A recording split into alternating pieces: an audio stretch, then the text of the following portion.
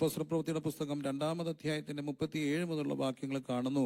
ഇത് കേട്ടിട്ട് അവർ ഹൃദയത്തിൽ കുത്തുകൊണ്ട് പത്രോസിനോടും ശേഷം അപ്പോസ്തലന്മാരോടും, സഹോദരമായ പുരുഷന്മാരെ, ഞങ്ങൾ എന്ത് ചെയ്യേണ്ടിയെന്ന് ചോദിച്ചു. ചേർന്ന് വായിക്കാം. പത്രോസ് അവരോട്, നിങ്ങൾ മാനസാന്തരപ്പെട്ട് നിങ്ങളുടെ പാപങ്ങളുടെ മോചനത്തിനായി ഓരോരുത്തൻ യേശുക്രിസ്തുവിന്റെ നാമത്തിൽ സ്നാനമേൽപ്പിൻ, എന്നാൽ പരിശുദ്ധാത്മാവെന്ന ദാനം ലഭിക്കും. വാഗ്ദത്തം നിങ്ങൾക്കും നിങ്ങളുടെ മക്കൾക്കും നമ്മുടെ ദൈവമായ കർത്താവ് വിളിച്ചു വരുത്തുന്ന ദൂരസ്ഥന്മാരായ ഏവർക്കും ഉള്ളതല്ലോ എന്ന് പറഞ്ഞു. മറ്റു പല വാക്കുകളാലും അവൻ സാക്ഷ്യം പറഞ്ഞ് അവരെ പ്രബോധിപ്പിച്ചു. ഈ വക്രതയുള്ള തലമുറയിൽ നിന്ന് രക്ഷിക്കപ്പെടുവീൻ എന്ന് പറഞ്ഞു. അവന്റെ വാക്ക് കൈക്കൊണ്ടവർ സ്നാനമേറ്റു. അന്ന് 3000-ഓളം പേർ അവരോട് ചേർന്നു. അവർ അപ്പോസ്തലന്മാരുടെ ഉപദേശം കേട്ടും കൂട്ടായ്മ ആചരിച്ചും അപ്പം നുറുക്കിയും പ്രാർത്ഥന കഴിച്ചും പോന്നു. എല്ലാവർക്കും ഭയമായി. അപ്പോസ്തലന്മാരാൽ ഏറിയ അത്ഭുതങ്ങളും അടയാളങ്ങളും നടന്നു. വിശ്വസിച്ചവർ എല്ലാവരും ഒരുമിച്ചിരുന്ന് സകലതും പൊതുവക എന്ന് എണ്ണുകയും ജന്മഭൂമികളും വസ്തുക്കളും വിറ്റ് അവനവന് ആവശ്യമുള്ളതുപോലെ എല്ലാവർക്കും പങ്കിടുകയും ഒരുമനപ്പെട്ട് ദിനംപ്രതി ദേവാലയത്തിൽ കൂടി വരികയും വീട്ടിൽ അപ്പം നുറുക്കിക്കൊണ്ട് ഉല്ലാസവും ഹൃദയപരമാർത്ഥയും കൊണ്ട് ഭക്ഷണം കഴിക്കുകയും ദൈവത്തെ സ്തുതിക്കുകയും സകല ജനത്തിന്റെയും കൃപ അനുഭവിക്കുകയും ചെയ്തു. കർത്താവ് രക്ഷിക്കപ്പെടുന്നവരെ ദിനംപ്രതി സഭയോട് ചേർത്തുകൊണ്ടിരുന്നു. അവിടെ നാം വായിക്കുന്നു, അതിന്റെ അവസാനത്തെ വാക്യത്തില് കർത്താവ് രക്ഷിക്കപ്പെടുന്നവരെ ദിനംപ്രതി സഭയോട് ചേർത്തുകൊണ്ടിരുന്നു. അപ്പോസ്തലപ്രവൃത്തിയുടെ പുസ്തകം 2-ാം അധ്യായത്തില് 1-ാം അധ്യായത്തിന്റെ 4-ാമത്തെ വാക്യത്തിൽ കാണുന്നു. അവർ കൂടിയിരിക്കുമ്പോൾ കർത്താവരോട് പറഞ്ഞു, സ്വർഗാരോഹണത്തിന് തൊട്ടു മുമ്പ്, you should not depart from Jerusalem until you receive the power of the Holy Spirit until you receive the promise of the Father. ഞാനോട് കേട്ട പിതാവിന്റെ വാഗ്ദത്തത്തിനായിട്ട് നിങ്ങൾ യെരൂശലേം വിട്ടുപോകാതെ കാത്തിരിക്കണമെന്ന് അവരോട് പറയുകയും അവർ അതിനുവേണ്ടി കാത്തിരിക്കുകയും ചെയ്തു. 1-ാം അധ്യായത്തിന്റെ അവസാന വാക്യത്തിൽ ആ അധ്യായത്തിലൂടെ നമ്മൾ കടന്നു പോകുമ്പോൾ കാണുന്നു, അപ്പോസ്തലന്മാരും അവര് അമ്മ മറിയത്തോടും മറ്റ് സ്ത്രീകളോടും സഹോദരന്മാരോടും കൂടെ കാത്തിരുന്നു എന്ന് കാണുന്നു. 2-ാം അധ്യായത്തിന്റെ 1-ാമത്തെ വാക്യത്തിൽ കാണുന്നു, പെന്തക്കോസ്ത് നാൾ വന്നപ്പോൾ അവർ ഒരു സ്ഥലത്ത് ഒന്നിച്ച് കൂടിയിരിക്കുകയാണ്. അങ്ങനെ കൂടിയിരുന്ന സമയത്ത് പെട്ടെന്ന് കൊടിയ കാറ്റടിക്കുന്ന പോലെ ആകാശത്തു നിന്ന് ഒരു മുഴക്കം ഉണ്ടാകുകയും പരിശുദ്ധാത്മാവ് അവരുടെ മേൽ വരികയും അവരെല്ലാവരും ആത്മാവ് ഉച്ചരിപ്പാൻ നൽകിയതുപോലെ അന്യഭാഷകളിൽ സംസാരിച്ച് തുടങ്ങുകയും ചെയ്തു. 2-ാം അധ്യായത്തിന്റെ 4-ാമത്തെ വാക്യം, എല്ലാവരും പരിശുദ്ധാത്മാവ് നിറഞ്ഞവരായി ആത്മാവ് അവർക്ക് ഉച്ചരിപ്പാൻ നൽകിയതുപോലെ അന്യഭാഷകളില് സംസാരിച്ചു തുടങ്ങി. അങ്ങനെ സംസാരിച്ചു തുടങ്ങിയപ്പോൾ ജനം ഓടിക്കൂടി വരുന്നു. 14-ാമത്തെ വാക്യത്തില് പത്രോസ് എഴുന്നേറ്റ് നിന്ന് പ്രസംഗിക്കാനായിട്ട് തുടങ്ങുന്നു. പത്രോസ് പ്രസംഗിക്കുമ്പോൾ 11 പേരോട് കൂടെ നിന്നുകൊണ്ട് ഉറക്കെ പ്രസ്താവിക്കുകയാണ്. ദൈവവചനം കോട്ട് ചെയ്തുകൊണ്ടാണ് പത്രോസിന്റെ പ്രസംഗം. ഒരു ദൈവവചന പ്രസംഗത്തില് എന്തുമാത്രം വചനങ്ങൾ കോട്ട് ചെയ്ത് പ്രസംഗിക്കാമോ? യോവേല് പറഞ്ഞ അന്ത്യകാലത്ത് ഞാൻ സകല ജഡത്തിന്മേലും എൻ്റെ ആത്മാവിനെ പകരും എന്നുള്ള തിരുവചനത്തെ ആധാരമാക്കിക്കൊണ്ട് തന്റെ പ്രഭാഷണം തുടരുകയാണ്. തുടരുമ്പോൾ 37-ാമത്തെ വാക്യത്തിൽ കാണുന്നു, ഇത് കേട്ടിട്ട് when they heard this they were cut to the heart. ഇത് കേട്ടിട്ട് അവർ ഹൃദയത്തില് കുത്തുകൊണ്ടു. ദൈവവചനം കേൾക്കുമ്പോൾ ഉണ്ടാകേണ്ട ഒരു മാറ്റമാണ്. അവരുടെ ഹൃദയത്തില് കുത്തുകൊണ്ടു. they were cut to the heart, ഹൃദയത്തിൽ കുത്തുകൊണ്ടു. എന്നിട്ട് അവർ ചോദിച്ചു, സഹോദരമായ പുരുഷന്മാരെ, ഞങ്ങൾ എന്ത് ചെയ്യണമെന്ന് ചോദിച്ചപ്പോൾ പത്രോസ് അവരോട് പറഞ്ഞ ഭാഗങ്ങളാണ് നമ്മൾ വായിക്കുന്നത്. മാനസാന്തരപ്പെടണം, നിങ്ങൾ സ്നാനപ്പെടണം, എന്നാൽ പരിശുദ്ധാത്മാവെന്ന ദാനം ലഭിക്കും. ഈ വക്രതയുള്ള തലമുറയിൽ നിന്ന് രക്ഷിക്കപ്പെടണം. അവരെന്ത് ചെയ്തു? അവരോട് ചേർന്നു. എന്നാൽ കാണുന്നു, അവർ അപ്പോസ്തലന്മാരുടെ ഉപദേശം കേട്ടുകയും കൂട്ടായ്മ ആചരിക്കുകയും അപ്പം നുറുക്കുകയും പ്രാർത്ഥന കഴിച്ചും പോന്നു. ഇവിടെ നാം സഭയുടെ അതുകൊണ്ടാണ് അതിന്റെ അവസാന വാക്യത്തിൽ കാണുന്നു, അവർ രക്ഷിക്കപ്പെടുന്നവരെ ദിനംപ്രതി സഭയോട് ചേർത്തുകൊണ്ടിരുന്നു. രക്ഷിക്കപ്പെടുന്നവരെ, സഭ എന്നുള്ള വാക്ക് അവിടെ നാം കാണുന്നുണ്ട്. വിളിച്ച് വേർതിരിക്കപ്പെട്ടവരുടെ ഒരു കൂട്ടമാണ് ദൈവത്തിന്റെ സഭ. അതിനെ എഫേസ്യ ലേഖനത്തിൽ പറയുമ്പോൾ സഭ എന്ന ശരീരത്തെക്കുറിച്ച് നാം കാണുന്നുണ്ട്. വളരെ കൃത്യമായി എഫേസ്യ ലേഖനം സഭ എന്താണെന്ന് പറയുന്നുണ്ട്. സഭ ഒരു മർമ്മമാണ്.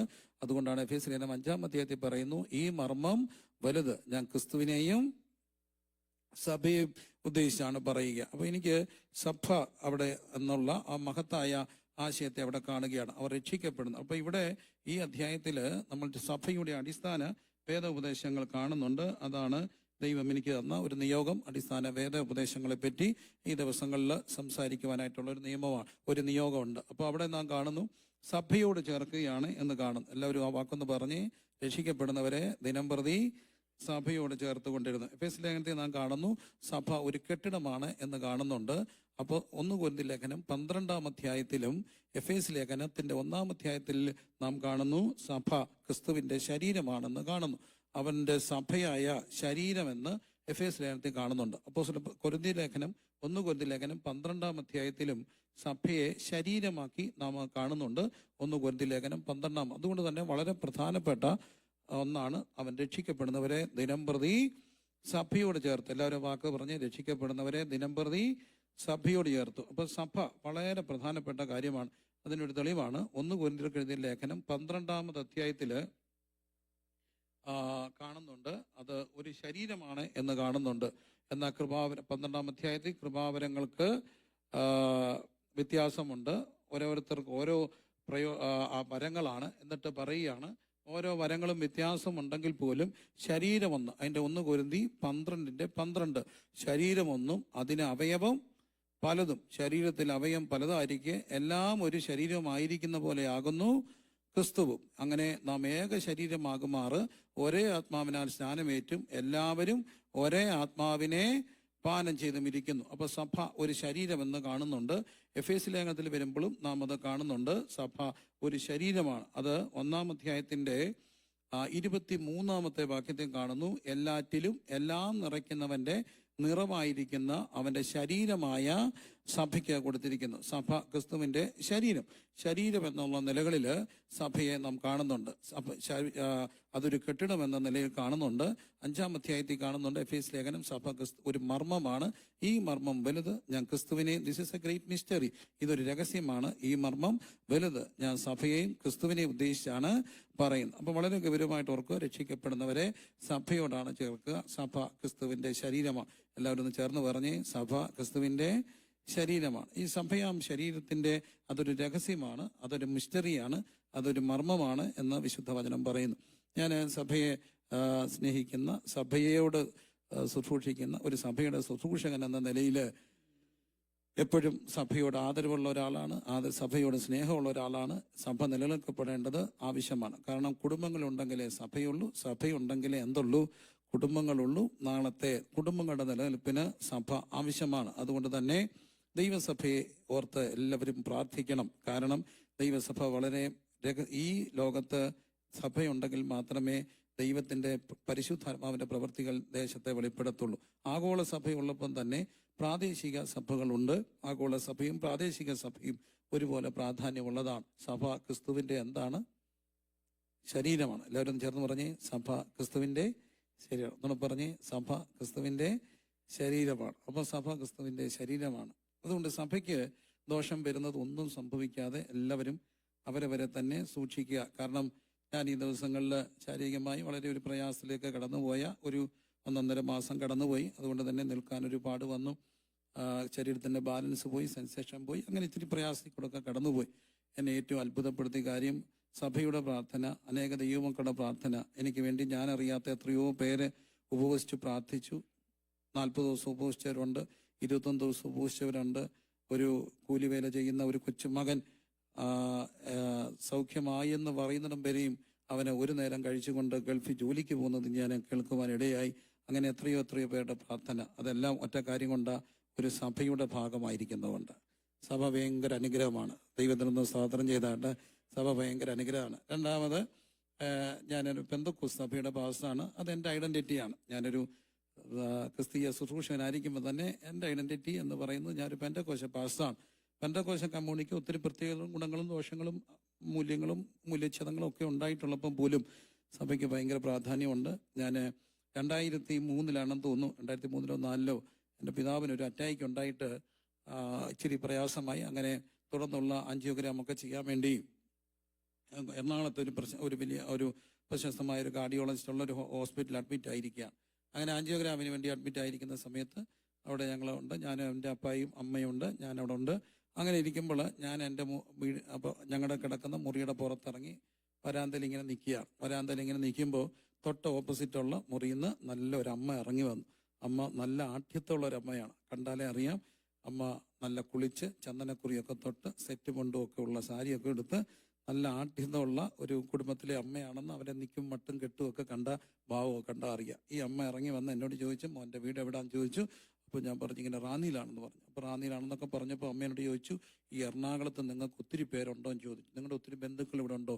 ഇവിടെ ഉണ്ടോ? ഞാൻ പറഞ്ഞു ഇവിടെ ആരുമില്ല. പിന്നെന്താണ് ഒത്തിരി പേര് ഇവിടെ വരികയും പോവുകയും ചെയ്യുന്നില്ല, അതൊക്കെ ആരാ? അപ്പം ഞാൻ പറഞ്ഞു ഞങ്ങൾ ഈ പെന്തക്കോസ്തുകാരാണ്, ഞങ്ങളുടെ വിശ്വാസികളൊക്കെ ഇവിടെ ഉണ്ട്, അറിഞ്ഞും കേട്ടും ഒക്കെ ഒത്തിരി പേര് വരുന്നതാന്ന് പറഞ്ഞു. അപ്പം ഈ അമ്മ എന്നോട് നോക്കിയിട്ട് ചോദിച്ചു, മോനെ ഞാൻ ആരാണെന്ന് നിനക്കറിയാമോ?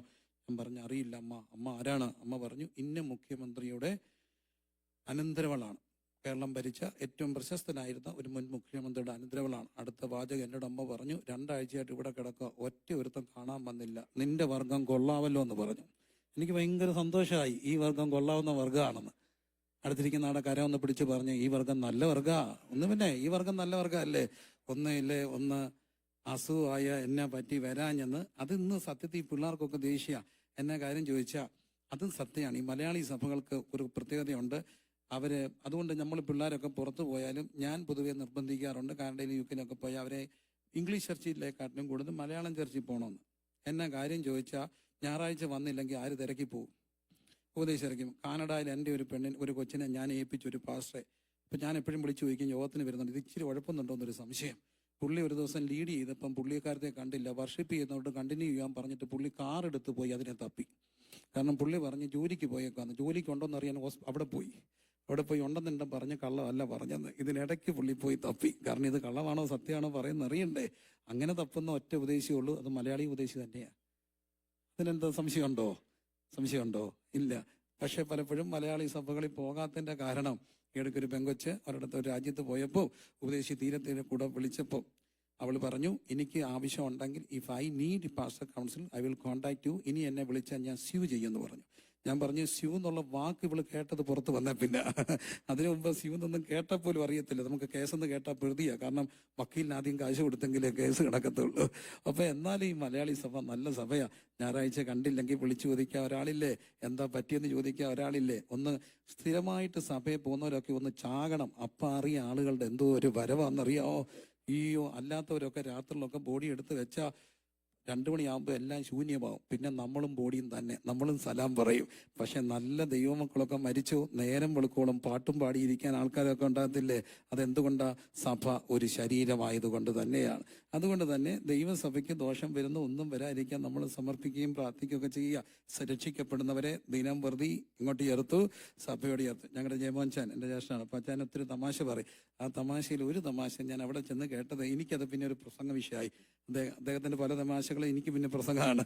അപ്പോൾ അതിനകത്ത് പറഞ്ഞ ഒരു രസകരമായ തമാശയുണ്ട്. ഞങ്ങളുടെ ചേച്ചി ജോലി ചെയ്യുന്നിടത്ത് ഒരു അമേരിക്കൻ ഇവിടെ ഉണ്ടോ ഒരാള് ജോലി ചെയ്യാണ്. അപ്പൊ ദേഹം മുഴുവൻ ടാറ്റു അടിച്ചേക്കാണ്. ഈ ചേച്ചിയുടെ ജോലി ചെയ്യുന്ന ആള് ടാറ്റു അടിച്ചപ്പം 12 ടാറ്റു ആണ് പുള്ളി അടിച്ചിരിക്കുന്നത്. 12 ടാറ്റു അടിച്ച് എല്ലാം അലർജിറ്റിക് ആയിട്ട് പുള്ളിക്കാരന് ചാച്ചോട് ചോദിച്ചാൽ മതി. ഞാൻ ഏകദേശം സമ്മറി പറയാം. അലർജിറ്റിക് ആയി കഴിഞ്ഞപ്പോൾ ഹോസ്പിറ്റലിൽ ചെന്ന് ഡോക്ടറെ കണ്ടപ്പോൾ പറഞ്ഞു ടാറ്റു റിമൂവ് ചെയ്യാം, പക്ഷെ ലേസർ തെറാപ്പി ചെയ്ത് അത് ഭയങ്കര കോസ്റ്റ്ലിയാണ്, റിമൂവ് ചെയ്യണം. അതിനുവേണ്ടി അദ്ദേഹത്തിന്റെ കൊട്ടേഷൻ ഇതിന്റെ എല്ലാം കിട്ടിയപ്പോൾ ഇൻഷുറൻസ് കമ്പനി ചെന്ന് പറഞ്ഞപ്പോൾ ഇൻഷുറൻസുകാർ പറഞ്ഞു ടാറ്റുവിന് ഇൻഷുറൻസ് തരത്തില്ല. കാരണം this is not a medical reason. അറ്റാക്കിന് തരാം, ക്യാൻസറിന് തരാം, ആക്സിഡന്റ് തരാം, പക്ഷെ എന്തിനു തരത്തില്ല? ടാറ്റു. ഇൻഷുറൻസ് കിട്ടാഞ്ഞുകൊണ്ട് ചൊറിച്ചിൽ മാറത്തില്ലല്ലോ. ചൊറിച്ചിൽ കൂടിക്കൊണ്ടിരുന്നു. അവസാനം പുള്ളി സ്വന്തം കയ്യിൽ നിന്ന് കാശ് മുടക്കി ഏറ്റവും ചൊറിച്ചിൽ കൂടുതലുള്ള 2 എണ്ണം ലേസർ കൊടുത്ത് മാറ്റി. He is known as in that company itching -2. Total itching വന്ന് 12 ആയിരുന്നു. അതിനകത്തുനിന്ന് 2 എണ്ണം പോയി. Now he is known as itching -2. അത് കേട്ടപ്പോൾ എനിക്കൊരു സന്ദേശം കിട്ടി. സഭ ഒരു ശരീരമാണ്. അതിന് ടാറ്റു അടിച്ച ഇൻഷുറൻസ് കിട്ടത്തില്ല. അതിന് ടാറ്റു അടിച്ചാൽ എന്തോ കിട്ടത്തില്ല, ഇൻഷുറൻസ്. ഇന്ന് എല്ലാവരും ടാറ്റു അടിക്കുകയാണ്. സഭയ്ക്കെതിരെ ടാറ്റു, സൈബർ ബോളി ടാറ്റു, എല്ലായിടത്തും ടാറ്റു അടിക്കുകയാണ്. ഇൻഷുറൻസ് കിട്ടത്തില്ല. എന്നാൽ ദാവീദ് പറയുന്ന ഒരു കാര്യമുണ്ട്, ഞാൻ ബാലനായിരുന്നു, വൃദ്ധനായിരുന്നു, നീതിമാൻ തുണയില്ല ഇരിക്കുന്നതും അവന്റെ സന്തതി അപ്പുവരക്കുന്നതും ഞാൻ എന്ത് ചെയ്തിട്ടില്ല, കണ്ടിട്ടില്ല. ഇവിടെ ഇരിക്കുന്ന ഓരോരുത്തരോടും ചോദിച്ചാലും പറയും, ദൈവസഭയെ പിതാക്കന്മാർ സ്നേഹിച്ചത് കൊണ്ടും കരുതിയത് കൊണ്ടും അവർ കഷ്ടപ്പെട്ടത് കൊണ്ടും മാത്രം ഇന്ന് ഇവിടെ ഇരുന്നു കൊണ്ട് എല്ലാ ഇൻഷുറൻസും ദൈവത്തിൽ നിന്ന് അനുഭവിക്കുന്നവരെല്ലാം കരങ്ങളെല്ലാം ഉയർത്തി അല്പസമയം ദൈവത്തിനൊന്ന് നന്ദിയോടെ സ്തോത്രം ചെയ്ത് ഒരു പക്ഷേ പരിധി വരെ നാം ഇന്ന് അനുഭവിക്കുന്ന സകല ഇൻഷുറൻസുകളും സകല നന്മകളും സകല അനുഗ്രഹങ്ങളും എല്ലാം അതിൻ്റെ ഉറവിടവും അതിൻ്റെ അനുഗ്രഹവും അതിൻ്റെ ഒരു ആഫ്റ്റർ എഫക്റ്റും ആണെന്ന് മനസാക്ഷിയെ വഞ്ചിക്കാതെ പറയാൻ കഴിയുന്നവരെല്ലാം അധരങ്ങൾ തുറന്ന് അല്പസമയം ദൈവത്തെ ഒന്ന് സ്തുതിച്ച് ആരാധിച്ച് എൻ മനമേ നീ യഹോവയെ വാഴ്ത്തുക, എൻ്റെ സർവ്വ അന്തരംഗമേ അവിടുത്തെ വിശുദ്ധനാമത്തെ വാഴ്ത്തുക, എൻ മനമേ യഹോവയെ വാഴ്ത്തുക, അവിടുത്തെ ഉപകാരങ്ങളൊന്നും മറക്കരുത്. ഒരു സഭയുടെ ഭാഗമായതുകൊണ്ട്, സഭയെ സ്നേഹിച്ചത് കൊണ്ട്, സഭയ്ക്ക് വേണ്ടി കഷ്ടപ്പെട്ടത് കൊണ്ട് ഒന്നും നഷ്ടമായിട്ടില്ലെന്ന് ഹൃദയത്തിൽ നിന്ന് പറയാൻ കഴിയുന്നു. ഒരു പക്ഷേ ഒത്തിരി പേര് കഷ്ടപ്പെട്ടിട്ടുണ്ട്. ഒരു സഭ തുടങ്ങിയപ്പോൾ, ഒരു സഭയ്ക്ക് ചുമല് കൊടുത്തപ്പോൾ, സഭയുടെ ശുശ്രൂഷകരായപ്പോൾ, അത് വളർന്നപ്പോൾ ഒരു പക്ഷേ ചിലപ്പോൾ നമുക്ക് തിക്തതകളും തിക്താനുഭവങ്ങളും ഒക്കെ കാണും. പക്ഷെ അതിനെല്ലാം അപ്പുറത്ത് നാം അനുഭവിച്ച എല്ലാ ദൈവിക പ്രിവിലേജുകൾക്കായും ഇന്ന് കർത്താവിനെ സ്തോത്രം ചെയ്താട്ട് കരങ്ങളെല്ലാം ഉയർത്തി പ്രാദേശിക സഭകളെ എല്ലാം ഒരിക്കലൂടെ ഓർത്തുകൊണ്ട് ഒന്ന് സ്തോത്രം ചെയ്തേ. Hallelujah, hallelujah, hallelujah, hallelujah. സഭ ക്രിസ്തുവിന്റെ ശരീരമാണ്. അതുകൊണ്ട് തന്നെ ദൈവസഭ അവിടുന്ന് പറയുന്നു, ഒന്നുകൂടെ പറയട്ടെ, രക്ഷിക്കപ്പെടുന്നവരെ ദിനംപ്രതി സഭയോട് ചേർന്ന്. അപ്പോൾ സഭ എന്ന് പറയുന്നത് രക്ഷിക്കപ്പെട്ടവരുടെ കൂട്ടമാണ്. സഭയുടെ അടിസ്ഥാന വേദോപദേശങ്ങൾ അവിടെ നാം കാണുകയാണ്. നമ്മുടെ പിതാക്കന്മാർ നമ്മളെ പഠിപ്പിച്ചിരുന്നു. ഒന്ന്, സഭയുടെ അടിസ്ഥാന വേദോപദേശങ്ങൾ ഒന്ന്, എന്ത് ചെയ്യണം? രക്ഷിക്കപ്പെടണം. എല്ലാവരും ചേർന്ന് പറഞ്ഞേ, എന്ത് ചെയ്യണം? രക്ഷിക്കപ്പെടണം. സാൽവേഷൻ. രണ്ടാമത്തെ കാര്യം, സ്നാനമേൽക്കണം. രക്ഷിക്കപ്പെട്ട് നിങ്ങൾ മാനസാന്തരപ്പെട്ട് ഓരോരുത്തൻ യേശുക്രിസ്തുവിന്റെ നാമത്തില് സ്നാനമേൽക്കണം. മൂന്നാമത്തേത്, എന്നാൽ പരിശുദ്ധാത്മാവെന്ന ഹോളി സ്പിരിറ്റ് ബാപ്റ്റിസം, പരിശുദ്ധാത്മാവെന്ന ദാനം ലഭിക്കും. നാലാമത്തത്, ഈ വക്രതയുള്ള തലമുറയിൽ നിന്ന് രക്ഷിക്കപ്പെടണം. സെപ്പറേഷൻ, വേർപാട് ആചരിക്കണം. എല്ലാവരും ചേർന്ന് പറഞ്ഞ് എന്ത് വേണം? വേർപാട് ആചരിക്കണം. അഞ്ചാമത്തേത്, അവരെന്ത് ആചരിച്ചു? കൂട്ടായ്മ ആചരിച്ചു. 6, അപ്പം നുറുക്കി, ലോർഡ്സ് സപ്പർ, വിശുദ്ധ മേശ. 7, അവർ എന്ത് ചെയ്തു? പ്രാർത്ഥിച്ചു. അവർ അപ്പോൾ 7 അടിസ്ഥാന വേദോപദേശങ്ങൾ. ഒന്നുകൂടെ പറയാം. രക്ഷിക്കപ്പെട്ടു. 2, സ്നാനപ്പെട്ടു. 3, പരിശുദ്ധാത്മാവിനെ പ്രാപിച്ചു. 4, വേർപാടാചരിച്ചു. 5 അവര് കൂട്ടായ്മ ആചരിച്ചു. 6 അവര് അപ്പം നുറുക്കി. 7 അവരെന്ത് ചെയ്തു? പ്രാർത്ഥിച്ചു. അങ്ങനെ 7 അടിസ്ഥാന വേദോപദേശങ്ങളാണ് കാണുക. ഒന്നാമത്തെ കാര്യം, രക്ഷിക്കപ്പെടണം. എന്തുകൊണ്ടാണ് രക്ഷിക്കപ്പെടണം എന്ന് നമുക്കറിയാം. ഈ രാജ്യത്തിന് ഒരു സ്വാതന്ത്ര്യം കിട്ടിയ ദിവസമാണ് രക്ഷിക്കപ്പെടണം. അതാണ് സുവിശേഷത്തിന്റെ അടിസ്ഥാനപരമായ കാതൽ. ഉൽപ്പത്തി പുസ്തകം 3-ാം അധ്യായത്തില് 1-2 അധ്യായത്തിൽ ദൈവം മനുഷ്യനെ സൃഷ്ടിക്കുന്നുണ്ട്. ദൈവം മനുഷ്യനെ സൃഷ്ടിക്കുമ്പോൾ നാം വായിക്കുന്നു, അവിടുത്തെ സ്വന്തം സ്വരൂപത്തിലും സാദൃശ്യത്തിലും ദൈവം ആരെ സൃഷ്ടിച്ചു? മനുഷ്യനെ സൃഷ്ടിച്ചു. ദൈവം തന്റെ സ്വന്തം, in his image and in his likeness God created the human being. കാരണം ദൈവം ത്രിയേക ദൈവമാണ്. ത്രിയേക ദൈവം എന്ന് പറയുന്നത് ഭയങ്കര മിസ്റ്റീരിയസ് ആയിട്ടുള്ള ഒരു കാര്യമാണ്. പിതാവും പുത്രനും പരിശുദ്ധനുമായ ആ ദൈവം, ത്രിയേക ദൈവം തന്റെ പരിശുദ്ധി, തന്റെ സ്വരൂപത്തിൽ മനുഷ്യനെ സൃഷ്ടിക്കുമ്പോൾ ദൈവം സ്നേഹമാണ്. യോഹന്നാനാണ് അത് പറയുക. സ്നേഹത്തിന്റെ അപ്പോസ്തലൻ പറയുന്നു, ദൈവം, ഗോഡ് ഈസ് ലവ്. ദൈവം എന്താണ്? സ്നേഹമാണ്. ആ സ്നേഹം തന്റെ സ്നേഹത്തിന്റെ സ്വരൂപത്തിൽ മനുഷ്യനെ സൃഷ്ടിക്കും. ട്രിനിറ്റി ഇന്ന് ഒത്തിരി വിമർശനങ്ങൾക്കും സംവാദങ്ങൾക്കും ഒക്കെ വിധേയപ്പെടുന്ന ഒരു കാര്യമാണ്. പലപ്പോഴും ഈ സംവാദങ്ങളിലൊക്കെ അവര് ഒത്തിരി കൺഫ്യൂഷൻ ഉണ്ടാക്കാൻ ശ്രമിക്കുന്ന ഒരു ഭാഗമാണ് തൃത്വം. എന്ന തൃത്വം എന്ന് പറയുന്നത് ത്രിയേക ദൈവത്തിലുള്ള വിശ്വാസം ക്രൈസ്തവ സഭകളുടെ അടിസ്ഥാന വിശ്വാസമാണ്. കത്തോലിക്കരും മർത്തോമക്കാരും യാക്കോബക്കാരും എന്തിനേറെ പെന്തക്കോസ്തുകാരും ബ്രദറുകാരെ എല്ലാം ഒരുപോലെ ബന്ധിപ്പിക്കുന്ന ഒരു വിശ്വാസ പ്രമാണമാണ് എന്തുള്ളത്? നിത്യപിതാവും പുത്രനും പരിശുദ്ധനുമായ സർവേശ്വരൻ, ത്രിയേക ദൈവം. ത്രിയേക ദൈവം അത് ക്രൈസ്തവ വിശ്വാസത്തിന്റെ ആണിക്കല്ലാണ്. ത്രിയേക ദൈവം, തൃത്വത്തിലുള്ള വിശ്വാസം. അത് 3 ദൈവങ്ങളല്ല, എന്നാൽ 3 വ്യക്തിത്വങ്ങൾ. 3 ഒന്നാണ്. അവരെങ്ങനെ ഒരുവനപ്പെട്ടിരിക്കുന്നുള്ളതാണ് ഭയങ്കര നിഗൂഢമായ ഒരു രഹസ്യം. ആ രഹസ്യത്തെ സംബന്ധിച്ചുള്ള സംവാദങ്ങളും ചർച്ചകളും ഒക്കെ നടക്കുമ്പോൾ പോലും ഈ രഹസ്യത്തെ മനസ്സിലാക്കാനുള്ള ഏറ്റവും വലിയ വഴി സ്നേഹത്തിന്റെ കണ്ണിൽ കൂടെ അതിനെ നോക്കിയാൽ മതി. ദൈവം ബന്ധമാണ്, ആ ബന്ധം ഒരുമയാണ്. ഭയങ്കര പാടാണ് അതിനെ വാക്കുകളിലൂടെ. ദൈവത്തിന്റെ രഹസ്യങ്ങൾ മനുഷ്യവാക്കുകൾ, ഇത്രമാത്രം കുറച്ച് വാക്കുകൾ മാത്രമുള്ള ഒരു ഭാഷയുടെ പരിമിതിയിലൂടെ ദൈവസ്നേഹത്തെ മനസ്സിലാക്കാൻ, അല്ലെ ദൈവത്തെക്കുറിച്ച് പറയാൻ താല്പര്യം. ഞാൻ പലപ്പോഴും പറയുന്ന ഒരു കാര്യമുണ്ട്. ഞങ്ങളുടെ രാജ്യത്ത് റാന്നി വെല്ലുവിളിയുടെ ശതാബ്ദി ആഘോഷം നടക്കുമ്പോൾ ഏറ്റവും രസികനായ തിരുമേനി ക്രിസോസ്റ്റം തിരുമേനി തൃത്വത്തെക്കുറിച്ച് ഇരിക്കുന്ന ഒരു സദസ്സിൽ മരിച്ചുപോയ ഗീവർസി മാർ അസ്തോത്തിയോസ് എന്ന് പറഞ്ഞ മാവേലിക്കര ഭദ്രാസനത്തിലെ വലിയൊരു തിരുമേനി ഉണ്ടായിരുന്നു. അദ്ദേഹം ഭയങ്കര പണ്ഡിതനും ജീവിച്ച ഒരു തിരുമേനിയാണ്. ദരിദ്ര ലോകത്തിൽ ധനവാനായി ജീവിക്കുന്നത് പാപമെന്ന് വിശ്വസിച്ച, ദരിദ്രരോടൊപ്പം ദരിദ്രനായി ജീവിച്ച ഗീവർസി മാർ അസ്തോത്തിയോസ് ഒരു വലിയ പണ്ഡിതരും വലിയ ഒരു ദരിദ്രരുടെ പക്ഷത്ത് നിന്ന് ചിന്തിച്ച, തൃത്വത്തിൽ വിശ്വസിച്ച, ത്രിയേക ദൈവത്തിന്റെ തൃത്വ സ്വഭാവത്തെ ഒത്തിരി വാക്കുകൾ കൊണ്ട്, രചനയെ കൊണ്ട് ധന്യമാക്കിയ ഒരു വലിയ മനുഷ്യൻ അദ്ദേഹമാണ് ഗീവർസി മാർ അസ്തോത്തിയോസ്. അദ്ദേഹം തൃത്വത്തെക്കുറിച്ച് പ്രഭാഷണം നടത്തി. നല്ല ആഴമായ പ്രൗഢഗംഭീരമായ പ്രഭാഷണം. അത് കഴിഞ്ഞ് എഴുന്നേറ്റത് നമ്മുടെ ക്രിസോസ്റ്റം തിരുമേനിയ. ക്രിസോസ്റ്റം തിരുമേനി എഴുന്നേറ്റ ഉടനെ പറഞ്ഞൊരു വാക്കുണ്ട്, റാന്നി വെച്ച് പറഞ്ഞതാണ്. ഇത്രയും ആഴമായും ഗാഠമായും ഈ രഹസ്യത്തെ തിരുമേനി പറഞ്ഞപ്പം ഞാൻ ഓർത്തുപോയി, ത്രിയേക ദൈവത്തിന് പോലും ഈ കാര്യം ഇത്രയും അറിയാമോ? കാരണം ത്രിയേക ദൈവത്തിന് പോലും ഇത്രയും അറിയാമോ? അത്ര വലിയ നിഗൂഢമായ രഹസ്യം. ആ രഹസ്യമാണ് തൃത്വം. പക്ഷെ തൃത്വത്തെ മനസ്സിലാക്കാനുള്ള ഒരു കണ്ണുണ്ട്, സ്നേഹത്തിന്റെ കണ്ണാണ്. പിതാവും പുത്രനും പരിശുദ്ധാത്മാവും ഒന്നായിരിക്കുന്നത് എന്തിലൂടാണ്? സ്നേഹത്തിലൂടാണ്. സ്നേഹം ബന്ധമാണ്, അല്ലേ?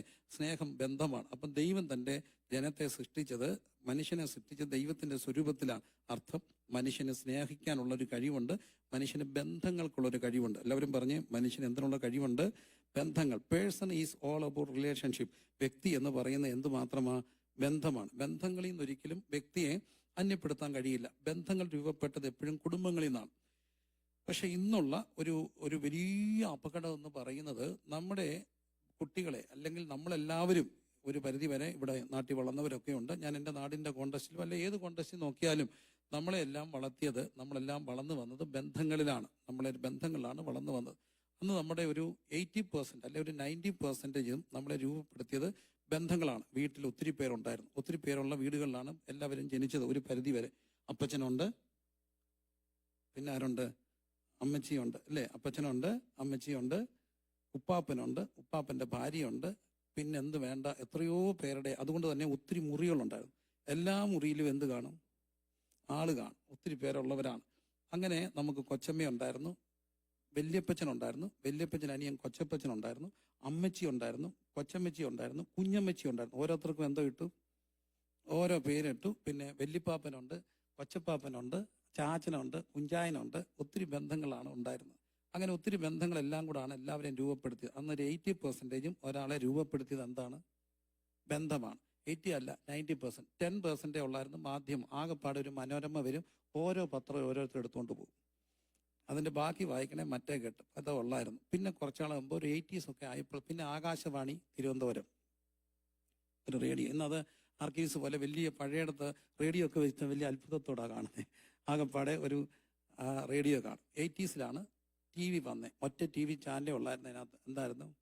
ദൂരദർശൻ. ഓർമ്മയുണ്ട്? ദൂരദർശൻ കിട്ടണമെങ്കിൽ എന്തോ വെക്കണം? ആന്റിന. അതിടയ്ക്ക് കാറ്റടിച്ച ഗ്രെയിൻസ് വരും. അപ്പോൾ അപ്പച്ചൻ മേളിൽ കയറിത്തിരിക്കും. മേളിൽ ഇരുന്നോണ്ട് ചോദിക്കും കിട്ടുന്നുണ്ടോന്ന്. കിട്ടുമ്പം പറയും, താഴത്തെ ഗ്രെയിൻസ് മാറുമ്പം കിട്ടുന്നുണ്ടെന്ന് പറയും. അങ്ങനെ ബന്ധങ്ങൾ രൂപപ്പെട്ടു. അപ്പം ആകെപ്പാടെ ഇതേ ഉള്ളൂ മാധ്യമം. അത് കുറച്ച് ഹിന്ദി വരുമ്പോൾ നമ്മളത് ഓഫ് ചെയ്യും. കാരണം ഹിന്ദി അമാര ദേശീയ ഭാഷ ഹേ. നമുക്കത് ഹിന്ദി എത്രയാണ്? തോടാ അല്ലേ? മാലും നഹിയെ, അത്രയൊക്കെ നമുക്കറിയാം. നേരെ നാമും മാലും നഹിയും തോടാ ഒക്കെ ആയതുകൊണ്ട് അത് നമുക്ക് പാടായിരുന്നു. അതുകൊണ്ട് ഹിന്ദി വരുമ്പോൾ നമ്മൾ നിർത്തും, പിന്നെ വർത്താനം പറയും. കാലം മുമ്പോട്ട് പോയി, ഇഷ്ടം പോലെ ചാനലുകളായി. ഇന്ന് അതും മാറി. എന്തായി? ഫോൺ ആയതുകൊണ്ട് പറ്റിപ്പോയത് 90% ഒരു വ്യക്തിയെ രൂപപ്പെടുത്തുന്നത് എന്തായി മാറി? മീഡിയ ആയിട്ട് മാറി. 10% എന്തുള്ളൂ? ബന്ധമുള്ളൂ. അതാണ് പറ്റിപ്പോയത്. 10% ഉള്ളൂ ബന്ധം. ഞാൻ നാട്ടിലെ ഒരു കോൺസെപ്റ്റ് പറയാം. ഇന്ന് പിള്ളേർക്ക് കൊച്ചമ്മയില്ല, കൊച്ചപ്പനില്ല, അപ്പാപ്പനില്ല, ഉപ്പാപ്പനില്ല, അമ്മായിയില്ല, എല്ലാവരും ഉള്ളൂ. എല്ലാവരും അങ്കിളും ആൻറ്റിയുമാ. വീട്ടിൽ വേലയ്ക്ക് വരുന്നവരും ആരാ? ആൻറ്റിയാ. അങ്കിളിൻ്റെ ഭാര്യ ആരാ? ആൻറ്റിയാ. അമ്മയുടെ ആങ്ങളെ ആരാ? അങ്കിളാ. രാവിലെ ഓട്ടോറിക്ഷയായി കൊണ്ടുവന്ന ആളും ആരാ? അങ്കിളാണ്. ആകെപ്പാടെ അറിയാവുന്ന ആരാ? അങ്കിളും ആൻറ്റിയുമായി. അപ്പം എല്ലാ മക്കളും ആൻറ്റിയുമായി. മറ്റേ കൊച്ചപ്പൻ, കൊച്ചമ്മായി, വല്യമ്മായി, വല്യപ്പാപ്പൻ, കൊച്ചപ്പാപ്പൻ എല്ലാം എന്ത് ചെയ്യും? എല്ലാം ചത്തുപോയി, എല്ലാം ഡിസപ്പിയറായി. ആകെപ്പാടെ എന്തോ ഉള്ളൂ? അങ്കിളും ആൻറ്റിയും മാത്രമായി. ബന്ധങ്ങളെല്ലാം ചുരുങ്ങി. അപ്പം മീഡിയയുടെ സ്വാധീനത്തോടു കൂടി ഏറ്റവും കൂടുതൽ അപജയങ്ങൾ ഉണ്ടായത് എന്തിൻ്റെ വെളിച്ചത്തിലാണ്? ഈ ബന്ധങ്ങളിലാണ്. ആ ബന്ധങ്ങൾ എല്ലാ ബന്ധങ്ങളെയും ബാധിച്ചു. എല്ലാ ബന്ധം. കേരളത്തിലെ 67% കൃത്യമായ കണക്ക് ശാസ്ത്രീയമായി പഠനങ്ങൾ നടത്തിയവർ പറയുന്നത് 67% ഡിവോഴ്സ് കേസിന്റെയും കാരണം ഫോണാണ്. 67% റിവേഴ്സ് കേസിന്റെ റൂട്ട് കോസ് എന്ന് പറയുന്നത് മീഡിയയാണ്. അവരുടെ സ്മാർട്ട് ഫോണിലുള്ള അവർ പരിചയപ്പെട്ട ആരോഗ്യമായിട്ടുള്ള ബന്ധമാണ്. അല്ലെങ്കിൽ രണ്ട് ഭാഗത്തുനിന്നും ഏതോ ഒരുക്കോ രണ്ടു പേർക്കോ ഉണ്ടായ ബന്ധങ്ങൾ ഡിവോഴ്സ് വരെ കൊണ്ടെത്തിക്കുന്ന കാലത്തിലേക്കൊക്കെ നമ്മൾ മാറുമ്പോഴാണ് തൃത്വത്തെ ധ്യാനിക്കേണ്ടത്. തൃത്വം, ത്രിയേക ദൈവം. ത്രിയേക ദൈവം എന്താണ്? ബന്ധമാണ്. എല്ലാവരും പറഞ്ഞേ, ത്രിയേക ദൈവം എന്താണ്?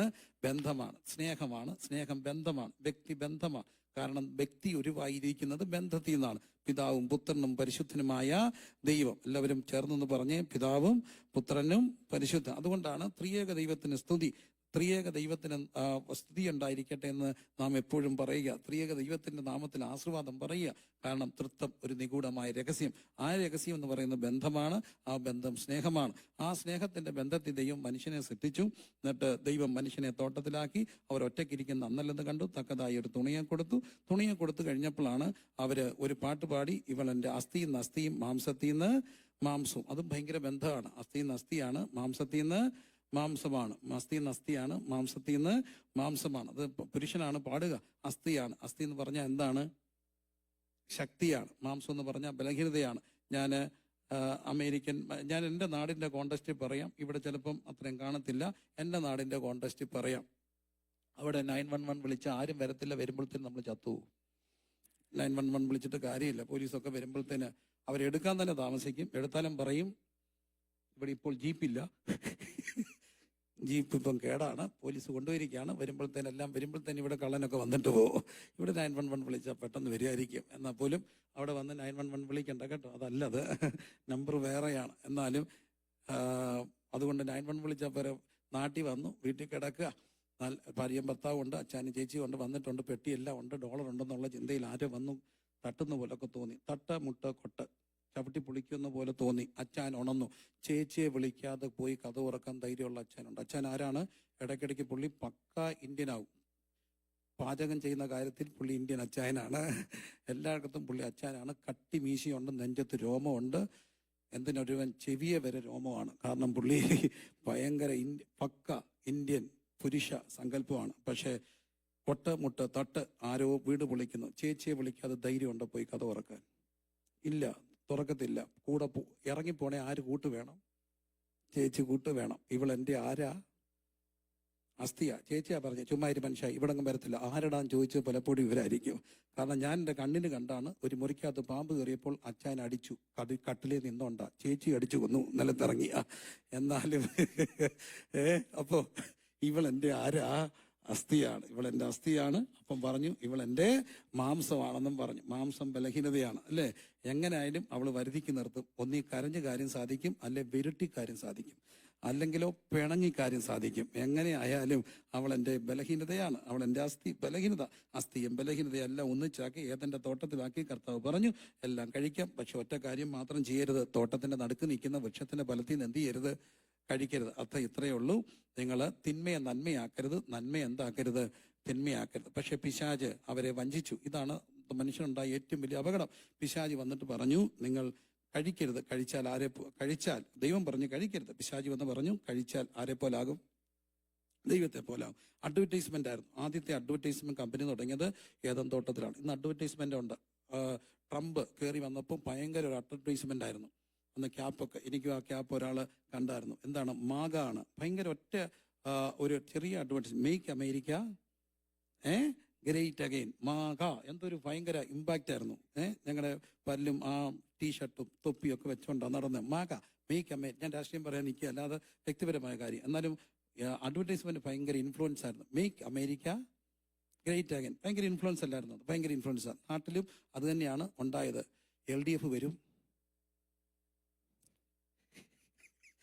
LDF വരും, എല്ലാം ശരിയാവും. എന്തൊരു ആവേശമായിരുന്നു. LDF വന്ന് എല്ലാം ശരിയായി. എന്തിനാ കുഴപ്പം നമുക്ക്? എല്ലാം ശരിയായി. LDF വന്നു, എല്ലാം ശരിയായി. അപ്പോൾ ചെറിയ അഡ്വർടൈസ്മെന്റ്. ലോകത്താദ്യം ഈ അഡ്വർടൈസ്മെന്റ് തുടങ്ങിയത് സാത്താനാണ്. എന്താ പറഞ്ഞു? കഴിക്കൂ, ദൈവത്തെ പോലാകും. കഴിക്കൂ, ആരെ പോലാകും? ദൈവത്തെ പോലാകും. അതിനകത്ത് വീണുപോയി മനുഷ്യൻ. ദൈവം പറഞ്ഞു വിശ്വസിച്ചില്ല, സാത്താൻ പറഞ്ഞത് വിശ്വസിച്ചു കഴിഞ്ഞപ്പോൾ അവർ പറിച്ചു, കഴിച്ചു. അങ്ങനെ മനുഷ്യൻ ആരായി മാറി? പാപികളായി മാറി. ഏദൻ തോട്ടത്തിൽ നിന്ന് അവർ പുറത്താക്കപ്പെട്ടു അല്ലേ? ഈ ഇറങ്ങാൻ എളുപ്പമാണ്, പക്ഷെ എന്തിന് കയറാൻ പാടാ. പിന്നെ തിരിച്ചു കയറാൻ ഒത്തില്ല. ഇറങ്ങിപ്പോയി. മനുഷ്യൻ പാപം ചെയ്ത് പാപികളായി. അവര് പാപത്തിന്റെ ശമ്പളം എന്താണ്? മരണമാണ്. അങ്ങനെ മനുഷ്യൻ ഏദൻ തോട്ടത്തിന് പുറത്താക്കപ്പെട്ടു. എപ്പോഴും ഓർക്കപ്പെടേണ്ട ഒരു കാര്യമുണ്ട്. എന്തിന് എളുപ്പമാ? തോട്ടത്തിൽ നിന്ന് ഇറങ്ങാൻ എളുപ്പമാണ്, പക്ഷെ എന്തിന് പാടാ? കയറാൻ പാടാ. ഭയങ്കര പാടാണ്. ഇറങ്ങാൻ എളുപ്പമാണ്, പക്ഷെ എന്താണ്? കയറാൻ പാടാ. പക്ഷെ ഇവരെ തോട്ടത്തിൽ നിന്ന് പാപം മൂലം ഇറക്കപ്പെട്ടു. എന്താ കാര്യം? മനുഷ്യൻ പറഞ്ഞത് ദൈവം പറഞ്ഞതിനേക്കാൾ കൂടുതൽ മനുഷ്യൻ പറഞ്ഞത് എന്ത് ചെയ്തു? സാത്താൻ പറഞ്ഞത് എന്ത് ചെയ്തു? വിശ്വസിച്ചു. നമ്മുടെയും പലപ്പോഴും അപകടം അതാണ്. ദൈവം പറഞ്ഞ് വിശ്വസിക്കാൻ പാടാണ്. നമുക്ക് ക്യാൻസർ ആണെന്ന് ഡോക്ടർ പറഞ്ഞു, അധികം ആയുസില്ലെന്ന് പറഞ്ഞു. പക്ഷേ ദൈവം പറഞ്ഞു അടിപ്പിണരുകളാൽ എന്ത് തരും? സൗഖ്യം തരുമെന്ന് പറഞ്ഞു. പലപ്പോഴും നമുക്ക് ദൈവം പറഞ്ഞത് വിശ്വസിക്കാൻ പാടും, എന്നാൽ മനുഷ്യൻ പറയുന്നത് വിശ്വസിക്കാൻ നമുക്ക് ഭയങ്കര എളുപ്പമാണ്. എന്നാൽ കർത്താവിന്റെ വചനം പറയുന്നു, വിശ്വസിച്ചാൽ ദൈവത്തിന്റെ മഹത്വം കാണും. എന്ത് വിശ്വസിച്ചാൽ? ദൈവം പറഞ്ഞത് വിശ്വസിച്ചാൽ. ഹല്ലേലൂയ. അങ്ങനെ മനുഷ്യൻ തോട്ടത്തിൽ നിന്ന് പുറത്താക്കപ്പെട്ടു. ഞാൻ പെട്ടെന്ന് പറഞ്ഞു പോവുകയാണ്. തോട്ടത്തിൽ നിന്ന് ഒന്നാമത്തെ അടിസ്ഥാന വേദോപദേശം എന്ത് ചെയ്യണം? രക്ഷിക്കപ്പെടണം. മനുഷ്യൻ തോട്ടത്തിൽ നിന്ന് പുറത്താക്കപ്പെട്ട മനുഷ്യന് പിന്നെ കയറാൻ കഴിയാതെ വന്നപ്പോൾ അവൻ പാപികളായി. എന്താ മനുഷ്യന് പറ്റിയെന്ന് ചോദിച്ചാൽ, അവർ പാപം ചെയ്ത് ദൈവ തേജസ് നഷ്ടപ്പെട്ടു. അതാണ് നമ്മൾ റോമാലേഖനം 3-ാം അധ്യായത്തിൽ കാണുന്നുണ്ട്. നീതിമാൻ ആരുമില്ല, ഒരുത്തം പോലും ഇല്ല.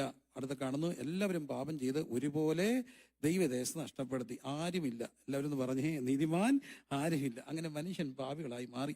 പാപത്തിന് ശേഷം അവർക്ക് മക്കളുണ്ടായത് കൊണ്ട് മക്കൾക്ക് എന്ത് സ്വഭാവം ഉണ്ടായി? പാപ സ്വഭാവം ഉണ്ട്. അതാണ് പൗലോസൊക്കെ പറയുന്നു, ഞാനോ ജഡമയൻ, പാപത്തിന് ദാസനായി വിൽക്കപ്പെടണം. നന്മ ചെയ്യണമെന്ന് എനിക്ക് ആഗ്രഹം ഉണ്ടെങ്കിലും അതിന് സമ്മതിക്കാത്തൊരു തിന്മയുടെ പ്രമാണം എൻ്റെ അവയവത്തിൽ വ്യാപരിക്കുകയാണ്. ഞാൻ പാപിയാണ്. ഇതാണ് മനുഷ്യന്റെ ഏറ്റവും വലിയ ഒരു നീതിമാൻ ആരുമില്ല, ഒരുത്തം പോലുമില്ല. എല്ലാവരും പാപം ചെയ്ത് ഒരുപോലെ ദൈവദേശം നഷ്ടപ്പെട്ട് മനുഷ്യൻ പാപികളായി മാറി. എന്തുകൊണ്ട്? ആദ്യം മനുഷ്യൻ പാപം ചെയ്ത് വഴി മനുഷ്യനിലേക്ക് പാപ സ്വഭാവം കടന്നു വന്നു. അങ്ങനെ മനുഷ്യൻ പാപികളായി. ഇന്ന് നാം പാപം ചെയ്യുന്നത് പാപി ആയതുകൊണ്ടാണോ, അതോ പാപം ചെയ്ത് പാപിയാകുകയാണോ? കള്ളനാകുകയാണോ, കള്ളനായതുകൊണ്ട് കക്കുകയാണോ? കട്ടിട്ട് കള്ളനാകുകയാണോ, കള്ളനായതുകൊണ്ട് കക്കുകയാണോ? കട്ടിട്ട് കള്ളനാകുകയാണോ, കള്ളനായതുകൊണ്ട് കക്കുകയാണോ? കട്ടിട്ട് കള്ളനാകുകയാണോ, കള്ളനായതുകൊണ്ട് കത്താണോ? കട്ടിട്ട് കള്ളനായതാണെങ്കിൽ കട്ടാലേ കള്ളനാകത്തുള്ളൂ. പക്ഷേ അതുവഴി പോയപ്പോൾ നോക്കിയായിരുന്നു, ഇവിടെ പട്ടിയുണ്ട്, ഇതുവഴി ഓടാം എന്നെല്ലാം നോക്കിയത് ആരായതുകൊണ്ടാണ്? കള്ളനായതുകൊണ്ട്. ഏത് മനുഷ്യന്റെ അകത്തും ഒരു കള്ളത്തരമുണ്ട്, ഇല്ലേ? ഉണ്ടോ? ഉണ്ട്. ജന്മത്തിൽ കൂടെ കിട്ടിയ കൊച്ചൻ സ്കൂളിൽ പോയി, അവനൊരു കുസൃതിയ, മഹാ ഹൈപ്പറ, എല്ലായിടത്തുനിന്നും പേന അടിച്ചു മാറ്റി. അവസാനം അവന്റെ അപ്പം ഭയങ്കര ഓഫീസറാ, വലിയ ഓഫീസറാ. അയാളെ വിളിപ്പിച്ചു. PTA മറ്റു പേരൻസ് കംപ്ലൈന്റ് ചെയ്ത് ഒടുവിൽ അപ്പം വന്നപ്പം ടീച്ചേഴ്സ് പറഞ്ഞു, നാണം കെട്ട പണി, ഒരു അടി, എന്നും മോശമല്ലേ, വലിയൊരു മനുഷ്യന്റെ മോന. ഇറങ്ങി വന്നപ്പം മോൻ ഇങ്ങനെ നിൽക്കുക. അപ്പം മോനോട് പറഞ്ഞു, എന്തിനാടാ നീ അപ്പനെ പറയിപ്പിച്ച്? എടാ നിനക്ക് പേന വേണേ അപ്പനോട് പറഞ്ഞാൽ ഞാൻ ഓഫീസിൽ നിന്ന് അടിച്ചോണ്ട് വരത്തില്ലായിരുന്നു. അപ്പം അപ്പൻ എവിടെ നിന്ന് അടിച്ചു മാറ്റി? ഓഫീസിൽ നിന്ന് അടിച്ചു മാറ്റി. മോൻ എവിടെ നിന്ന് അടിച്ചു മാറ്റി? സ്കൂളിൽ നിന്ന് അടിച്ചു മാറ്റി. യഥാ പിതാ തഥാ സുത, യഥാ മാതാ തഥാ പുത്രി, യഥാ രാജ തഥാ പ്രജ. ഇച്ചിടെ കൂട്ടി പറയാം, യഥാ പാസ്റ്റർ തഥാ വിശ്വാസി. സത്യമാണ്. നിങ്ങൾ ചിലപ്പോൾ നിങ്ങൾക്ക് ശ്രദ്ധിച്ച ഒരു PG ഞങ്ങൾ പഠിപ്പിച്ച ഒരു കാര്യം ശ്രദ്ധിച്ചാൽ അറിയാം. പെന്തക്കോസ്ത് സഭകളിലെ ഇവിടെയൊക്കെ കസേരയൊക്കെ ആയതുകൊണ്ട് കുഴപ്പമില്ല, ഞങ്ങൾ പണ്ട് നിലത്തല്ലേ ഇരിക്കുക. പെന്തക്കോസ്ത് സഭകളെ മിക്ക ദൈവമക്കളും പ്രാർത്ഥിക്കാനിരിക്കുമ്പോൾ ആടും. സ്തോത്രം, രക്തം, ജയം, ഹാലേരി, ആടും. എന്താ കാര്യം ചോദിച്ചാൽ, രാവിലെ ഒരാൾ സ്റ്റേജിൽ വന്നിരുന്ന് എന്ത് ചെയ്യും? ആടും. എന്നാൽ ഒരു കത്തോലിക്ക പള്ളിയിൽ ഞാൻ കണ്ടില്ല. കണ്ടതെല്ലാം ആടുന്ന പാസ്റ്ററുടെ വിശ്വാസി എന്ത് ചെയ്യും?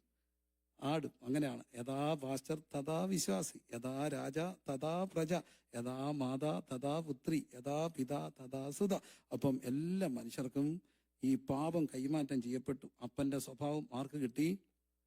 മക്കൾക്ക് കിട്ടി. അപ്പനും അമ്മയും ഉള്ള സ്വഭാവം, വല്യമ്മച്ചൻ്റെ സ്വഭാവം. ചില പിള്ളേരൊക്കെ ഇങ്ങനെ ഈ അരിശം കൊണ്ട് വിറയ്ക്കുമ്പോൾ നമ്മൾ അറിയാതെ പറഞ്ഞിട്ടുണ്ട്, ചത്തുപോയ മാവി അതുപോലെ നിൽക്കുക. ഭൂതം കയറിയതാണോ? അല്ല, ക്രോമസോമ. അതങ്ങനെയാണ്. യഥാ മത ബന്ധം, പാപം കൈമാറ്റം ചെയ്യപ്പെട്ടു. അങ്ങനെ മനുഷ്യൻ ആരായി മാറി? പാപിയായി മാറി. പാപത്തിന്റെ ശമ്പളം എന്താണ്? മരണമാണ്. മരണം മനുഷ്യന് പാപം വരുത്തി വെച്ച് കൊടുത്തു. പാപം മനുഷ്യന് മരണം വെച്ച് കൊടുത്തു. ഇനി രക്ഷപ്പെടാൻ എന്താ വഴി? ആ രക്ഷപ്പെടാൻ വഴി ദൈവം ന്യായപ്രമാണം കൊടുത്തു. ന്യായപ്രമാണം ഇത്രയേ ഉള്ളൂ. ന്യായപ്രമാണം മോശമാണോ? അല്ല. പക്ഷെ ന്യായപ്രമാണം കൊടുത്തത് കൽപ്പന ലംഘിക്കരുത്. കൽപ്പന ലംഘിച്ചാൽ എന്തോ കിട്ടും? ശിക്ഷ കിട്ടും. കൽപ്പന ലംഘിച്ചാൽ എന്ത് കിട്ടും? ശിക്ഷ കിട്ടും. എന്താ കൽപ്പന കൊടുത്തത്? 10 കൽപ്പനകളും അതിന്റെ ഉപകൽപ്പനകളും ഒത്തിരിയുണ്ട്, 600 ചില്ലുവാനും കൽപ്പനകൾ. ഈ കൽപ്പനകളെല്ലാം ദൈവം മനുഷ്യന് കൊടുത്തത് കൽപ്പന ലംഘിച്ചാൽ എന്ത് കിട്ടും? ശിക്ഷ കിട്ടും. പക്ഷേ അവിടെയും പ്രശ്നം ഉണ്ടായി. എന്താ കാര്യം ചോദിച്ചാൽ, എല്ലാ കൽപ്പനയും അനുസരിക്കണ്ടേ? ഏതിനോട് തെറ്റുന്നോ അതിനെന്തായി? അടിമയായിട്ട് മാറി. കൽപ്പന അനുസരിക്കാൻ മനുഷ്യനെ കഴിയാതെ വന്നു. എന്താ കാര്യം ചോദിച്ചാൽ, അവരെ കൊണ്ട് ഒക്കത്തില്ല. അതുകൊണ്ടാണ് ഏതെങ്കിലും ഒന്നേ തെറ്റിപ്പോവും. അതാണ് അതിന്റെ കാര്യം. ഞാൻ പലപ്പോഴും ശ്രദ്ധിക്കുന്ന ഒരു കാര്യം, സത്യമാണെന്ന് പറയണേ, കല്യാണത്തിന് ഐസ്ക്രീം ഒന്നുകൂടെ എടുത്തെങ്കിൽ ആള് എന്തോ പേഷ്യൻ്റ് ആയിരിക്കും. കല്യാണത്തിന് ഐസ്ക്രീം വീണ്ടും എടുത്തെങ്കിൽ എന്തോ പേഷ്യൻ്റ് ആയിരിക്കും, ഷുഗർ പേഷ്യൻ്റ് ആയിരിക്കും. അങ്ങനെയാണ്. എൻ്റെ അമ്മ നല്ല ഡയബറ്റിക് ആയിരുന്നു. അമ്മ രാവിലെ പഞ്ചസാര ഇട്ട് തൊടത്തേ ഇല്ലായിരുന്നു. ചായ എടുത്ത് വെക്കുമ്പോൾ ഒരു കൈ പഞ്ചസാര വെച്ചിട്ട് നക്കുമായിരുന്നു. കാരണം ഒരു കൈ ഇടയ്ക്കിടയ്ക്ക് പഞ്ചസാര വെക്കും. നന്മ ചെയ്യണമെന്ന് ആഗ്രഹം ഉണ്ടെങ്കിലും സമ്മതിക്കാത്ത ഒരു പ്രമാണം അല്ലേ. ഞങ്ങളുടെ നാട്ടിൽ ഡോക്ടർ ഇടയ്ക്ക് എല്ലാവരും പറഞ്ഞു, ഇപ്പം പറയുന്നുണ്ട് മുട്ട കഴിക്കാം, പക്ഷേ ഒരു മുട്ടയുടെ ഉണ്ണിയെ കഴിക്കാവൂ. ഇപ്പം ഉണ്ണി നല്ല എന്ന് പറഞ്ഞു, ഇന്നലെ അഴുക്കാന്ന് പറഞ്ഞു, നാളെ എന്തോ പറയുന്ന ആർക്കും അറിയത്തില്ല. ഉണ്ണി കഴിക്കാം, പക്ഷേ നിങ്ങൾ 4-5 മുട്ടയുടെ വെള്ള കഴിക്കാൻ. ഇച്ചിരി ഉണ്ണി എന്ത് ചെയ്യണം? മാറ്റി വെക്കണം. ഞാൻ പരിപാടി നിർത്തി. എന്നെ കാര്യം ചോദിച്ചാൽ ഉണ്ണി മാറ്റി വെക്കും, നക്കി നക്കി ഉണ്ണിയെ മൊത്തം കഴിക്കുക. നന്മ ചെയ്യണമെന്ന് ആഗ്രഹം ഉണ്ടെങ്കിലും നമ്മളെ കൊണ്ട് ഇതൊന്നും എന്ത് ചെയ്യത്തില്ല, ഒക്കത്തില്ല. അപ്പോൾ ആരോ പറയുന്നു മൂത്ത മാനസാന്തരം 3 മാസമേ ഉള്ളൂ. എന്താ കാര്യം? മനുഷ്യനെ നന്മ ചെയ്യണമെന്നുണ്ട്, ഒക്കുന്നുണ്ടോ? ഇല്ല, ഒക്കാത്തതിന് കാരണം അവൻ്റെ അകത്ത് എന്തോ ഇരിക്കുക, പാപം. പാപത്തോടും കൽപ്പനയോടുള്ള ബന്ധത്തിൽ ഇത് തന്നെയാണ്. കൽപ്പന ലംഘിച്ചാൽ എന്ത് കിട്ടും?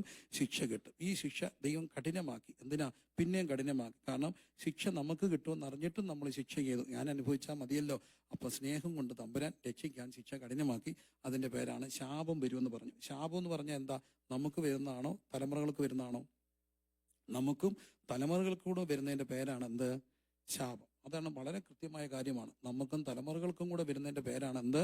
ശാപം. തലമുറകൾക്ക് ശാപം വരുമെന്ന് പറഞ്ഞത് ശപിക്കാൻ വേണ്ടി അല്ല. ഒരിക്കലും ദൈവം ശാപത്തിന്റെ ദൈവം അല്ല. പിന്നെ എന്തിനാ അങ്ങനെ വരുമെന്ന് പറഞ്ഞത് മനസ്സിലാക്കാൻ വേണ്ടി പറയട്ടെ. ചിന്തിക്കണേ, വളരെ കൃത്യമായിട്ട് ചിന്തിക്കണം. തലമുറകളെ രക്ഷിക്കാൻ വേണ്ടിയാ. കാരണം എല്ലാ മനുഷ്യനും ജീവിക്കുന്നത് ആർക്ക് വേണ്ടിയാ? ഒരു പരിധി വരെ നമ്മൾ കഷ്ടപ്പെടുന്ന എല്ലാം ആർക്ക് വേണ്ടിയാ? മക്കൾക്ക് വേണ്ടിയാ. മക്കൾക്ക് ദോഷം വരുന്ന ആരെങ്കിലും ചെയ്യുമോ? ഇല്ല. മക്കളെക്കാട്ടിൽ നമുക്ക് താല്പര്യമുണ്ട് മക്കളുടെ മക്കള്. അവർക്ക് ദോഷം വരുന്ന ഇഷ്ടമുണ്ടോ? ഇല്ല. കാരണം മക്കളുടെ മക്കൾ വൃദ്ധന്റെ ആരാ? കിരീടം. വേദോസം പറയുന്നു മക്കളുടെ മക്കൾ വൃദ്ധന്റെ കിരീടം. സങ്കീർത്തനം 128. മക്കളുടെ മക്കളെ നീ കാണും, ഇസ്രായേൽ മേൽ സമാധാനം ഉണ്ടാകും. അപ്പോൾ അതൊക്കെ നമ്മുടെ സ്വപ്നങ്ങളാണ്. എന്തോ ഒരു സന്തോഷമാണ് ഒരു കൊച്ചുമക്കൾക്ക് ആവുമ്പോൾ. വല്യപ്പച്ച, അപ്പച്ച, അമ്മച്ചി എന്നൊക്കെ വിളിക്കുമ്പോൾ നമുക്കുണ്ടാകുന്ന സന്തോഷം. അതൊക്കെ മാനുഷികമല്ലേ. അപ്പോൾ അങ്ങനെ ദൈവം മനുഷ്യനെ വീണ്ടും ശിക്ഷ കഠിനമാക്കി ശാപം വരുമെന്ന് പറഞ്ഞ് ശപിക്കാൻ വേണ്ടിയല്ല. ശാപം മക്കൾക്ക് ദോഷം വരാതിരിക്കാൻ വേണ്ടിയെങ്കിലും എന്തനുസരിക്കണം? കൽപ്പന അനുസരിക്കണം. ശാപം ഉണ്ടോ എന്ന് ചോദിച്ചാൽ ശാപം ഉണ്ട്. എന്നോട് അമേരിക്കയിലുണ്ട് അച്ഛൻ, അമേരിക്കൻ സിറ്റിസനാണ്, നാട്ടിലാണ്. ഇപ്പം അച്ഛൻ പറഞ്ഞ ഒരു സംഭവം. അച്ഛന് മത്തമ്മയിലെ അച്ഛനാണ്. അച്ഛൻ വളരെ കൃത്യമായിട്ട് അറിയാവുന്ന ഒരു സംഭവം. അച്ഛൻ്റെ മകൻ ഞങ്ങളുടെ കൂടെ ഉണ്ട്, ഞങ്ങളുടെ ഒരു സുവിശേഷകനാണ്. അപ്പോൾ അച്ഛൻ പറഞ്ഞൊരു സംഭവം എപ്പോഴും പറയാറുണ്ട്. അച്ഛൻ പറഞ്ഞ ഇതാണ്: ഒരു പള്ളിയിൽ ഇച്ചിരി രണ്ട് പ്രബലമായ കുടുംബങ്ങൾ തമ്മിൽ വഴക്കുണ്ടായപ്പോൾ ഒരു കുടുംബത്തിലെ മാമോദീസ അടുത്ത ദിവസം നടക്കുകയാണ്. അപ്പോൾ അത് നടക്കാതിരിക്കാൻ വേണ്ടി മറ്റേ കുടുംബക്കാർ ചെയ്ത ഒരു കാര്യം, അന്ന് രാത്രിയിൽ ഓട് പൊളിച്ച് പള്ളിക്കകത്തിറങ്ങി മാമോദീസ തൊട്ടിൽ അവർ അത് ടോയ്ലറ്റായിട്ട് ഉപയോഗിച്ചു. മാമോദീസ തൊട്ടിൽ ടോയ്ലറ്റായിട്ട് ഉപയോഗിച്ചു. അതിനുശേഷം ആരും കഴുകിയെങ്കിലും പള്ളി വരാതായി. കാരണം പള്ളി ആരും ഇങ്ങനെ സംഭവം നടന്നുകൊണ്ട് പിന്നെ ആരും, ഞാൻ മാമോദീസ ശിഷ്യസ്ഥാനത്ത് വിശ്വസിക്കുന്ന ഒരാളല്ല എങ്കിൽ പോലും നടന്ന ഒരു സംഭവമായിട്ട് അച്ഛൻ പറഞ്ഞ ഒരു കാര്യം. അവസാനം ഇത് കഴിയിട്ടൊന്നും ആൾക്കാർ പള്ളി വരാതായി, ആരാധന മുടങ്ങി, മാമോദീസ മുടങ്ങി. ഒടുവിൽ വലിയ തിരുമേനി വന്നു. ഭക്തനായ വലിയ തിരുമേനി ജനത്തെ വിളിച്ചു കൂട്ടി മാമോദീസ തൊട്ടിൽ സ്വന്തം കൈകൊണ്ട് കഴുകി അതിനകത്ത് വെള്ളം നിറച്ച് തിരുമേനി കൈകൊണ്ട് മുട്ടുകുത്തി ഇന്ന് മുത്തി കുടിച്ചു. അതിൽ പിന്നാണ് അവിടെ മാമോദീസ നടക്കാൻ തുടങ്ങിയത്. പക്ഷെ അച്ഛൻ പറയുന്ന കാര്യം, അന്ന് മുതൽ ഇന്ന് വരെ ആ കുടുംബത്തിൽ മലദ്വാരത്തെ ക്യാൻസർ ഉണ്ട്. എന്താ കാര്യം? ശാപം. ഇപ്പം എല്ലാ ക്യാൻസറും ശാപമാണെന്ന് ഞാൻ പറഞ്ഞില്ല, തെറ്റിദ്ധരിക്കരുതേ. അപ്പൊ ഈ കുടുംബത്തിലെ ടിപ്പിക്കലായിട്ടുള്ള ഒരു രോഗം അവിടെ മലദ്വാര ക്യാൻസർ. എന്താ കാര്യം ചോദിച്ചാൽ എന്തുണ്ട്? ശാപമുണ്ട്. ശാപം മനുഷ്യനെ വേട്ടയാടി. എന്തിനാ ശാപം വരുമെന്ന് പറഞ്ഞത്? ശിക്ഷിക്കാനോ ശപിക്കാനോ അല്ല. മനുഷ്യൻ നന്നായിട്ട് എന്ത് ചെയ്യണം? ജീവിക്കണം.